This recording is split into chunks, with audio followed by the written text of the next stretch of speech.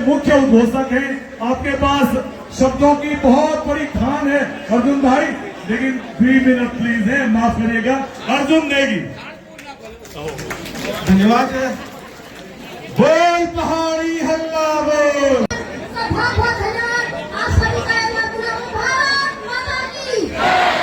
बहुत बहुत धन्यवाद बहना। मैं अब निवेदन करूंगा एक ऐसा व्यक्तित्व जो कि बोल पहाड़ी हल्ला बोल, बोल पहाड़ी हल्ला बोल।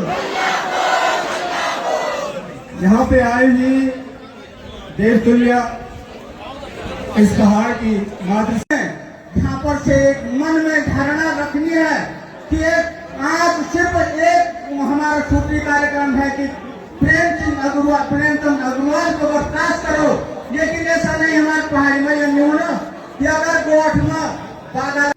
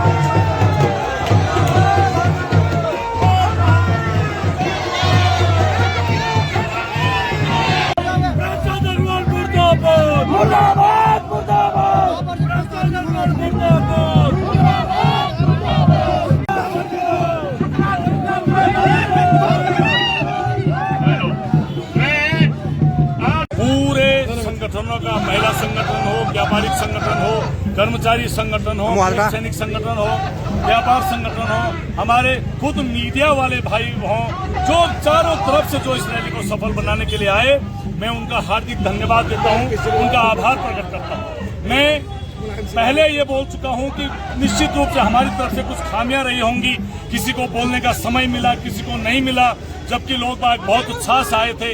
हर कोई ये चाह रहा था कि मैं बोलूं, लेकिन हमने कोशिश की कि प्रत्येक क्षेत्र का प्रतिनिधित्व हो जाए। मैं के माध्यम से हमने एक बात बोली थी, महिलाओं से मैंने एक बात बोली थी, मैं उस मामले में उसको दोबारा बोल रहा हूँ। हमारी महिलाएं अगर होली तक प्रेमचंद अग्रवाल को बर्खास्त नहीं किया गया तो मुख्यमंत्री धामी को हमारी सारी उत्तराखंड की महिलाएं अपनी जो उनकी चूड़ी टूट जाती है उसको वो संभाल के रखेंगे, और होली के बाद लिफाफे में बाई पोस्ट हर महिला धामी को, मुख्यमंत्री को चूड़ी भेजेगी कि आपने अभी तक इसको बाहर नहीं किया है। ये पहाड़ी स्वाभिमान रैली थी, ये किसी दल की रैली नहीं थी, ये पहाड़ी स्वाभिमान रैली थी, और इसमें निश्चित रूप से मैं आप सभी का पुनः धन्यवाद देता हूं। अगर ये बर्खास्त नहीं होता है प्रेमचंद अग्रवाल तो अगली बार बहुत बड़ा आयोजन फिर किया जाएगा। रैली में जिस प्रकार से जन समुदाय उमड़ा है, ये दर्शाता है कि पहाड़ के लोगों में वास्तविक पीड़ा महसूस की गई है, और उसी का परिणाम रहा कि जहां आज इस प्रदेश में प्रधानमंत्री का कार्यक्रम हो रखा है, लोग प्रधानमंत्री का कार्यक्रम को छोड़ करके और इस पहाड़ में अपनी पीड़ा, अपने स्वाभिमान की रक्षा के लिए पहाड़ी स्वाभिमान रैली को सफल बनाने के लिए यहाँ पर पहुंचे हैं। मैं अपने सुरेश भाई जिनके संयोजन में हम यहाँ पर इस भव्य रैली को, इस विशाल रैली को यहाँ पर संपन्न करा सके। जिन जिन क्षेत्रों से, पूरे उत्तराखंड पहाड़ी क्षेत्रों से पूरे हमारा पहाड़ी समुदाय यहाँ पर उमड़ के आता, उन सबका मैं आभार करता हूँ, धन्यवाद करता हूँ। मीडिया के साथियों का भरपूर सहयोग हमको प्राप्त हुआ, गैरसैंण नगर के क्षेत्र के लोगों का भरपूर सहयोग प्राप्त हुआ, और हमारे कुमाऊं गढ़वाल की जो साझी विरासत है वो आज हमको यहाँ पर देखने को भी मिली। हमने भाई 2 मिनट रुक जाओ यार, बैठ गए ध्यान होंगे तुमको। अपना पिछौड़ा पहनकर, रंगीला पिछौड़ा पहनकर भी यहाँ पर आई थी, मैं उनका भी धन्यवाद करता हूँ। और जो हमारे पूरे गढ़वाल मंडल के लोगों ने एक समुद्र की तरह यहाँ पर नदी की तरह समुद्र की तरह बह के आए हैं। मैं उन सबका बहुत बहुत धन्यवाद करता हूँ और आयोजक मंडल में जितने भी हमारे सब साथी थे उनका भी मैं बहुत बहुत धन्यवाद करता हूँ। आज में आप एक पहाड़ की एकता आप समझ सकते हैं कि अगर पहाड़ी अपने आप में अगर उतारू हो जाए तो जब तक अपने मन की नहीं करता तब तक पहाड़ी झुकता नहीं है। पहाड़ टूटता जरूर है लेकिन झुकने वाला पहाड़ नहीं है।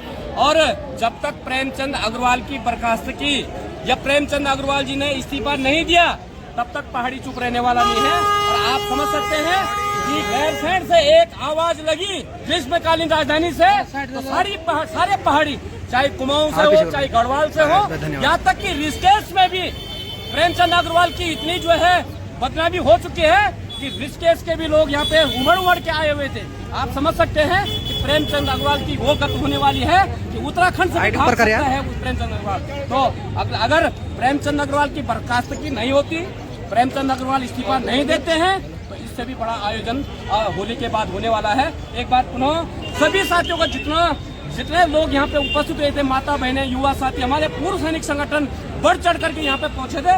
एक बात पुनः सभी साथियों का बहुत बहुत हम धन्यवाद और आभार प्रकट करते हैं। देखिए, सड़कों पे तो गालियां दे ही रहे थे लोग और अब विधानसभा के अंदर भी हमको गालियां पड़ रही है जो लोकतंत्र का मंदिर है। इससे बड़े दुर्भाग्यपूर्ण बात क्या हो सकती है?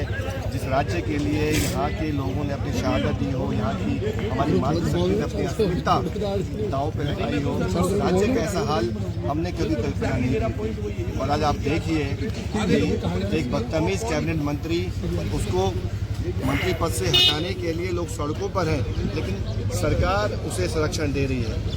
एक ऐसे विधानसभा अध्यक्ष रितु खंडूरी जिन्हें सदन की मर्यादा बनाए रखनी थी लेकिन उन्होंने सदन की मर्यादाएं तार की और सदन के अंदर जब पहाड़ के लोगों के बारे में आप सब कहे गए तो उन्होंने चुप्पी साध ली और जब इसके विरोध में विधायक खड़े हुए तो वहाँ पर हमें रितु खंडूरी का आचरण मिला। तो आप समझ सकते हैं चाहे रितु खंडूरी हो, चाहे महेंद्र भट्ट हो, चाहे सुबोध उनियाल हो, इनका चरित्र भी एक तरह से प्रेमचंद अग्रवाल जैसा ही है। तो हम यही आम जनता से निवेदन करना चाह रहे हैं और कह रहे हैं 24 सालों से जो ये राष्ट्रीय पार्टियां हमारे राज्य में सत्ता में है, ये इस राज्य के संसाधनों को लूट रहे हैं।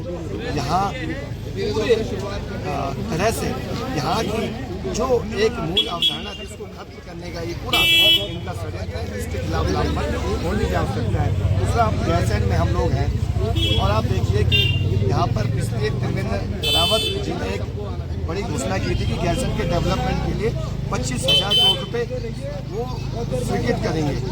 आज देखिए 25 रुपया तक गैरसैंण के लिए नहीं मिला है। सड़कों की स्थिति हम देख रहे हैं, स्वास्थ्य सेवाओं की स्थिति, स्कूलों की स्थिति, तमाम तरह की असुविधाएं यहाँ के लोग झेल रहे हैं लेकिन कोई सुविधाएं यहाँ के लोगों को नहीं मिली है। और सत्र के नाम पे तो हम लोग देख ही रहे हैं कितना बड़ा छल हमारे साथ हो रहा है। 2-3 दिन का सत्र साल भर में होगा, उसके बाद फिर गैरसैंण को गैर कर दिया जाता है। ये स्थिति हमारे इस अपनी जो आत्मा हमारी ये गैरसैंण वहाँ की होगी तो पूरे राज्य की स्थिति, पहाड़ी हिस्सों की स्थिति को हम लोग समझ सकते हैं कि किस दिशा में हमारा राज्य जा रहा है। और हम ये समझते हैं इस राज्य में अब राजनीतिक बदलाव की आवश्यकता है और यहाँ की जनता 2027 में एक बड़ा बदलाव करेगी, ऐसा मैं पूरा भरोसा है। अपने यहाँ पे सम्मान जनता जितनी भी आए, चाहे गढ़वाल मंडल हो, कुमाऊं मंडल हो, दोनों मंडल से हमारी भारी से भारी संख्या में यहाँ पे पूरी सम्मान जनता यहाँ पे आई है। तो मैं सभी सम्मान जनता को बहुत बहुत आज जो जन आक्रोश जो उनके मन में एक आक्रोश था अपने पहाड़ के प्रति, वो स्वाभिमान के प्रति आज वो आगे आए। और जो हमारी पीड़ा है, पहाड़ की पीड़ा है, जिस व्यक्ति ने प्रेमचंद अग्रवाल ने जो हमारे पहाड़ को गाली दी है वो दरअसल में बहुत गलत किया है हमारे पहाड़ के लिए। अगर आज पहाड़ वासी हम आज नहीं जागे तो समझो आगे आने वाली पीढ़ी को एक नुकसानदायक होगा। आज ये लोग हमें गाली दे रहे हैं, कल के और लोगों को भी और भी बल मिलेगा। अगर मंत्री बर्खास्त नहीं करती है भारत सरकार या चाहे उत्तराखंड सरकार हो, अगर प्रेमचंद अग्रवाल को बर्खास्त नहीं करती है इस पद से तो आने वाली पीढ़ी को और भी नुकसान होगा। यही मैं आप लोगों से कहना चाहती हूँ। और जितने भी पहाड़ वासी हैं सभी के मन में एक दर्द है, जो एक पीड़ा उभर के आई है हमारे पहाड़ के उसमें। तो हम मैं सभी पहाड़ वासियों को धन्यवाद भी देती हूँ, जितने भी उत्तराखंड को बनाने के लिए हमारे शहीद बलिदान हुए हैं उन शहीदों को भी नमन करती हूँ। और आज उसी उत्तराखंड को हमारे उत्तराखंड में रह रहे हैं, हमारे उत्तराखंड में खा रहे हैं, हमारे उत्तराखंड में जमीन खरीद चीज के रिजॉर्ट बना रहे हैं और आज हम ही लोगों को यहाँ पे गाली दे रहे हैं। आज इनको बल मिला है और कल के दिन अगर इन पे कोई भी मुकदमा या कोई भी वो नहीं होगा तो दूसरे व्यक्ति को भी इसमें और भी बढ़ावा मिलेगी।